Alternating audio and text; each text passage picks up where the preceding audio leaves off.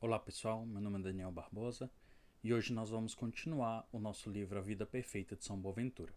Capítulo 5: O Zelo da Oração. A esposa de Cristo, que deseja ardentemente tornar-se perfeita, é sumamente necessário que exerça o seu espírito no zelo contínuo da oração e devoção.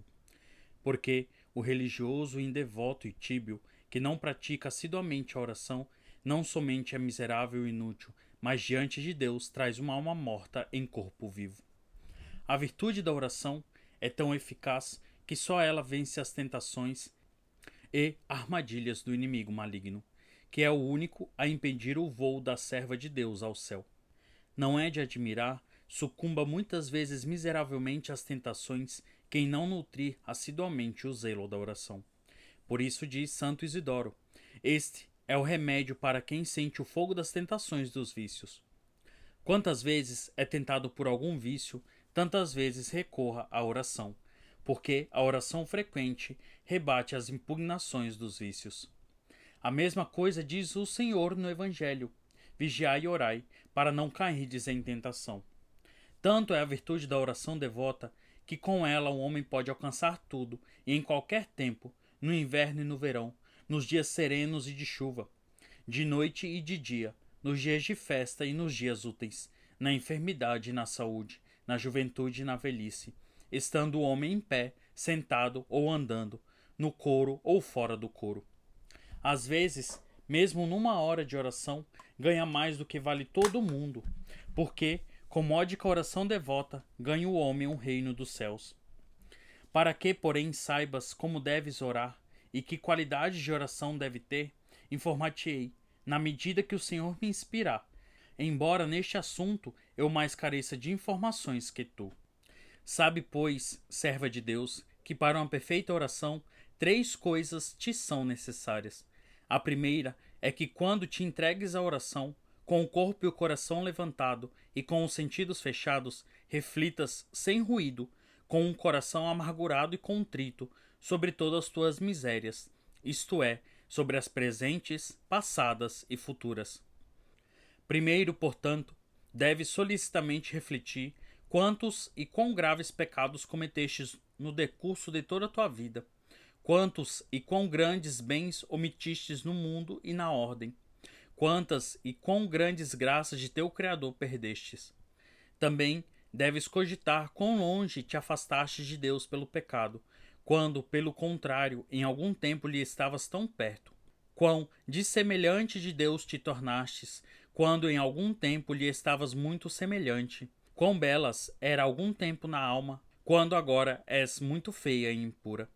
Deves meditar para onde vais pelo pecado, isto é, para as portas do inferno, o que te espera, isto é, o dia tremendo do juízo, o que te será dado por tudo isto é, a morte eterna no fogo. Por tudo isto, deves incontinente bater no peito como publicano, suspirar como o profeta Davi, e com lágrimas lavar os pés do Senhor Jesus Cristo como Maria Madalena.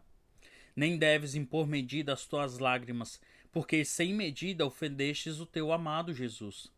É isto que diz Santo Isidoro: quando em oração nos achamos diante de Deus, devemos gemer e chorar, recordando quão grave é o que cometemos, quão duros os suplícios do inferno que tememos. Essas pungentes meditações devem formar o princípio da tua oração. O segundo, que a esposa de Deus é necessário na oração, é a ação de graças, isto é, com toda a humildade, dê graças ao seu Criador pelos benefícios recebidos e ainda a receber.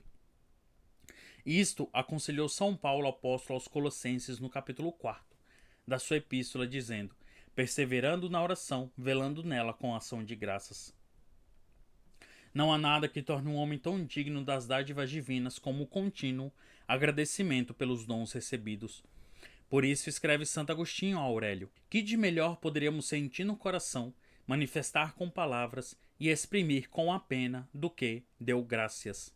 Quando, portanto, estás em oração, medita entre ação de graças que Deus te fez homem, que te fez cristão, que te perdoou inúmeros pecados, que em muitos pecados terias caído se o Senhor não te houvesse protegido, que não permitiu morreres no mundo, mas te chamou a uma religião altíssima e perfeitíssima, em que te apacentou sem trabalho teu.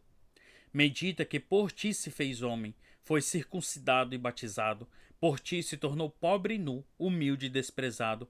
Por ti jejuou, teve fome e sede, trabalhou e se fatigou. Por ti chorou, verteu suor de sangue, que te alimentou com o seu santíssimo corpo e te deu de beber o seu preciosíssimo sangue. Por tua causa foi esbofeteado, coberto de escarros, escarnecido e atado. Por ti foi crucificado, chagado, morto de morte torpíssima e amaríssima. Tudo isso sofreu para a tua salvação. Foi sepultado, ressurgiu, subiu aos céus, enviou o Espírito Santo e prometeu dar a ti e a todos os eleitos o reino dos céus.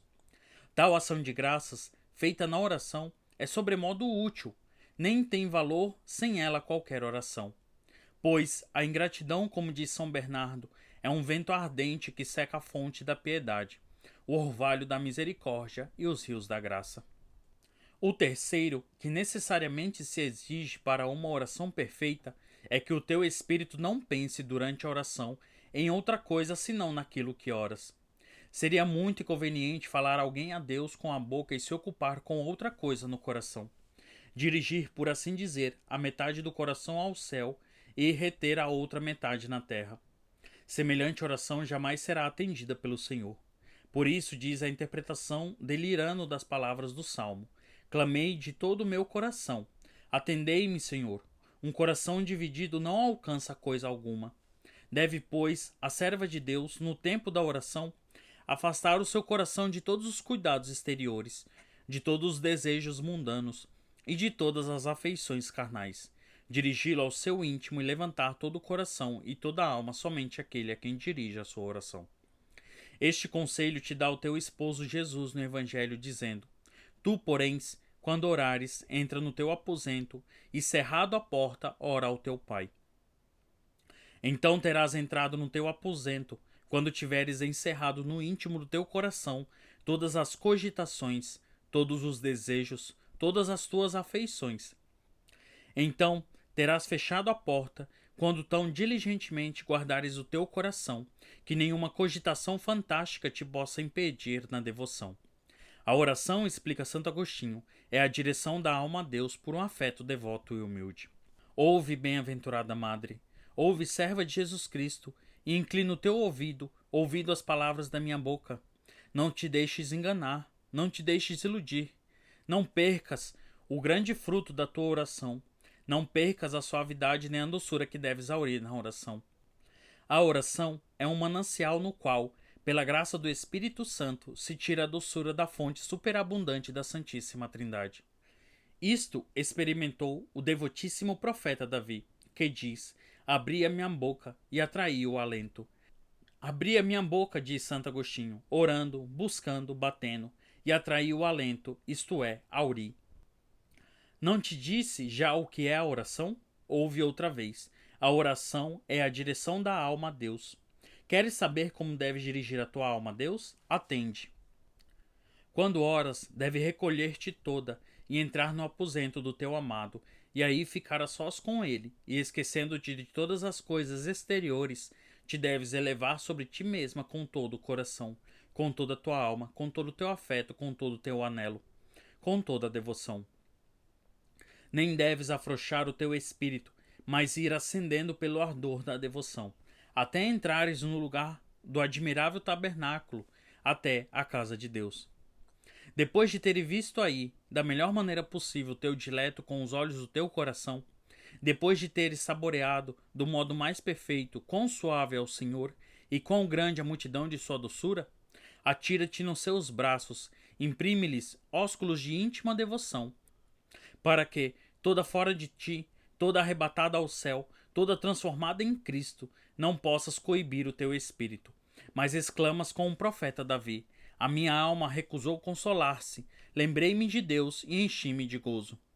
Para que, porém, caríssima Madre, o teu coração ainda mais se eleve e mais fervorosamente se inflame pela oração devota, nota diligentemente que por 3 coisas somos arrebatados em espírito. Às vezes pela grandeza da devoção, às vezes pela grandeza da admiração, às vezes pela grandeza da exultação. Digo, pois, que às vezes é a grandeza da devoção que faz com que a alma não se contenha em si mesma, mas elevada acima de si, passe ao estado de arrebatamento. E isto acontece quando somos inflamados por um tão grande fogo de celestial desejo que tudo ao redor se converte em amargura e fastio, e a chama de íntimo amor cresce além de toda medida humana, que faz a alma, derretida como cera, desfalecer em si mesma, e a eleva às regiões superiores como fumo de aroma e envia aos mais altos céus. Somos obrigados então a exclamar como o profeta: desfaleceu a minha carne e o meu coração, ó Deus, de minha alma, e a minha parte é Deus para sempre. Outras vezes, o arrebatamento é o efeito da grandeza de admiração, quando a alma, irradiada pela luz divina e suspensa na admiração da suma beleza, é tocada por tão veemente assombro que radicalmente é arrebatada de seu estado e com um raio fugente. É arremessada às regiões sublimes, e tanto mais alto e tanto mais rapidamente é arrebatada acima de si pelo ardor dos desejos celestes, quanto mais profundamente se abate pelo desprezo de si, comparando-se com a beleza jamais vista. E então é obrigada a exclamar como a piedosa Esther: vi-te, Senhor, como um anjo de Deus, e conturbou-se o meu coração pelo temor de sua glória. Pois é sobremaneira admirável, Senhor, e tua face é cheia de graça.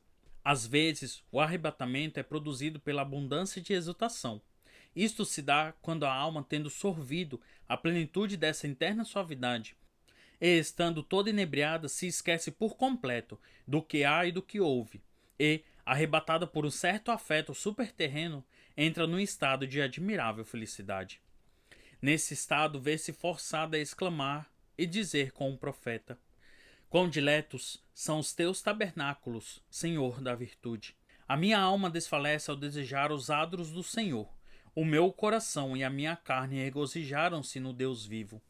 Assim, pois, a serva de Deus deve exercer o seu espírito pelo zelo de uma oração devota e pelo uso frequente da oração, aprender a tornar-se idônea para, pelos olhos de um coração limpo e purificado, pelo infatigável espírito de devoção, contemplar as coisas divinas e saborear a suavidade da divina doçura.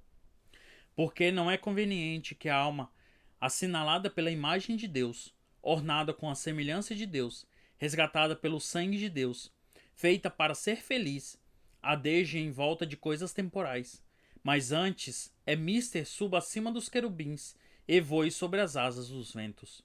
Isto é, dos coros dos anjos para contemplar a própria Trindade e a humanidade de Cristo e meditar a glória e a alegria dos cidadãos celestes, isso é, de todos os anjos e santos. Hoje, porém, quem há que se entregue a semelhantes meditações? Que procura saborear os gozos celestiais?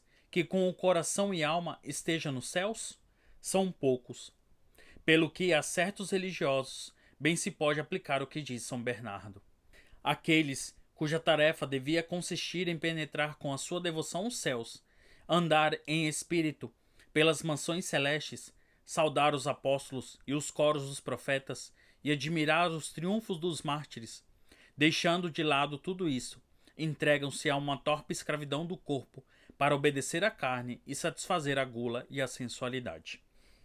Então, nós acabamos o capítulo sobre o zelo pela oração, e no próximo capítulo nós iremos ver a memória da paixão de Jesus Cristo. Então, até o próximo vídeo. São Boaventura, rogai por nós.